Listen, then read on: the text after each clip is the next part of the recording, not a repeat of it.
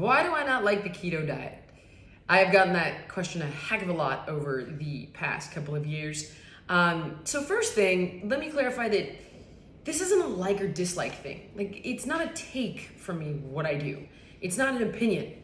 I educate myself about things involving fitness and nutrition because it's my passion, it's my job, it's what I do, right? And I am educated by some of the best professionals in the world. When I write a book, it's not by myself in a vacuum, right? If you guys have ever read any of my books, it's with one of the top corresponding appropriate medical professionals in the space.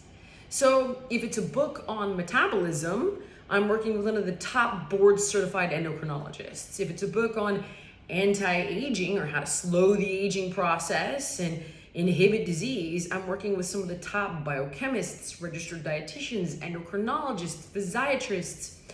And I will look at different studies and ask different questions and have this information interpreted by professionals who can explain it to me in layman's terms, and then I form a conclusion, right? So when I tell you, yeah, keto, no bueno, it's not like a person I met on the street and I didn't like, okay?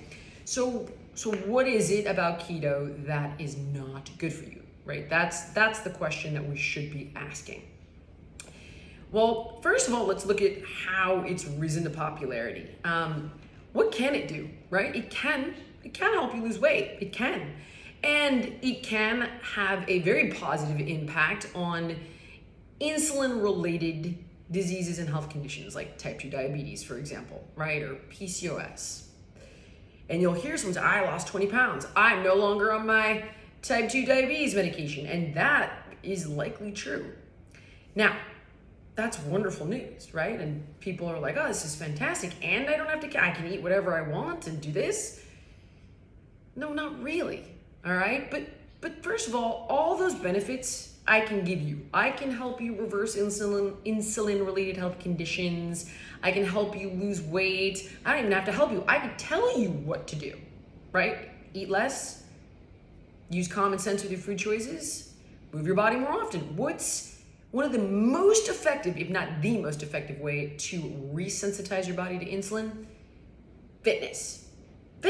So working out, eating a little bit less, eating clean whole foods, you can do all the things that keto offers you on the good side with none of those bad side effects, okay?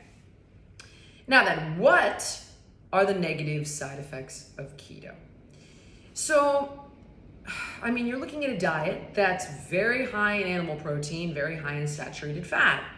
Arguably, the typical individual engages in keto, and they're posting bacon emojis on my comment section.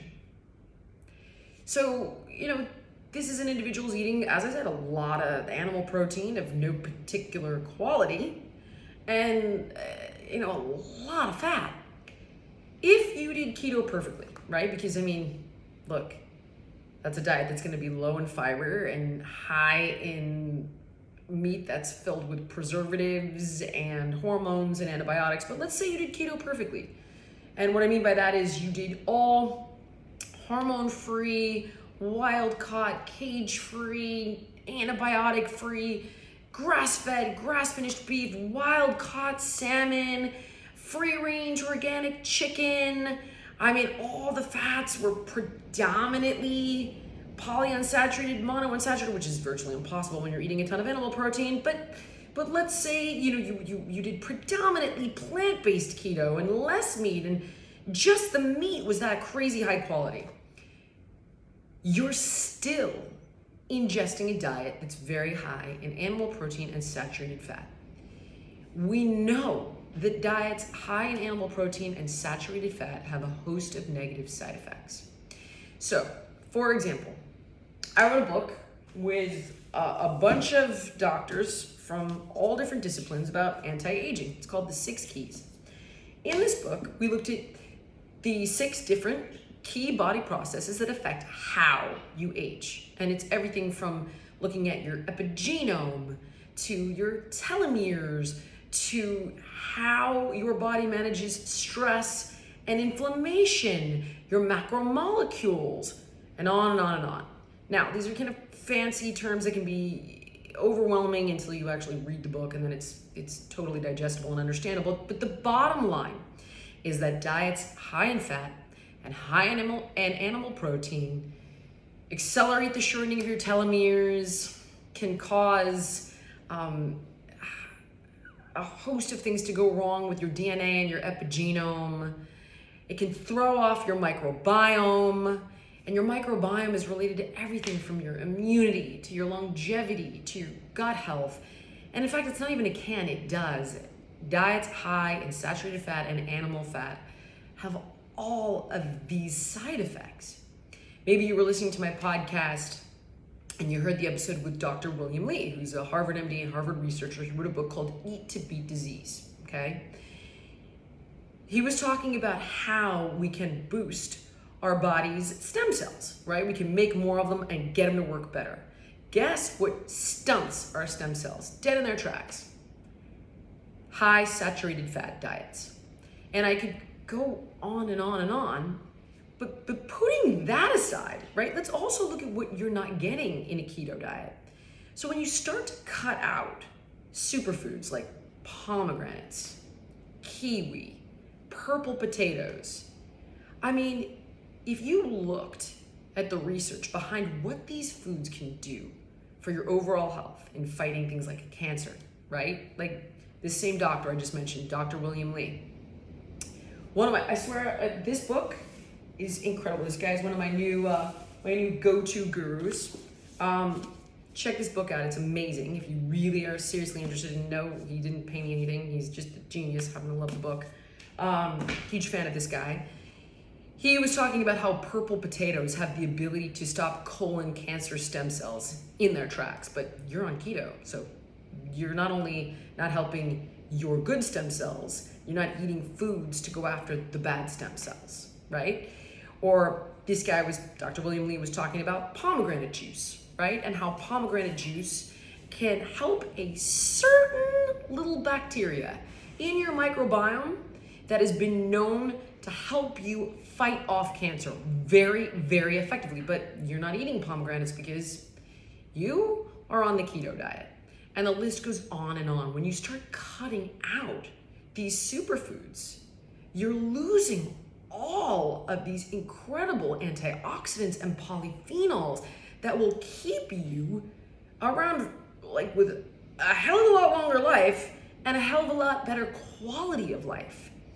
So not only does this diet in its most ideal form, right? Plant-based, all organic meat in moderation, cut out all of these great foods, it still is a diet that is high in saturated fats and animal proteins, which we know can do a host of things, shortening the length of your life, accelerating the shortening of your telomeres, having a negative side effect on how your body replicates its cells, right? The expression of your DNA and your epigenome and the way your macromolecules function, and the list goes on and on and on.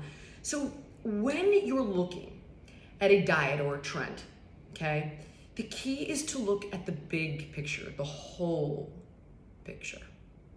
So I could easily say, keto did this, I lost weight, keto helped me get off my diabetes medication, and you're going, amazing. But none of these people are telling you all the stuff you're losing because of keto and all the negative side effects because of keto. And again, this is where you've got to take all of the information, not in pieces, but put it together so you can see the whole puzzle, right? So if you had a jigsaw puzzle and you only had 10 pieces out of 100, that picture would look a hell of a lot different than if you put it all together. So that is why I don't like keto. And the reality is, health, it really isn't that complicated. I'm not saying it's easy to always make the best choices, but it isn't that complicated, guys. We know that the idea is to eat a variety of macronutrients, protein, fat, and carbs in their most whole and organic form. Mostly you should be eating plants, right? Less meat, super clean meat, grass-fed, grass-finished beef, wild-caught salmon, organic chicken, in moderation. We don't need all of that animal protein at all, by the way. You don't need a ton of that stuff. And move your body. Sleep. Common sense stuff. Common sense. Period. That's the way forward. I promise you.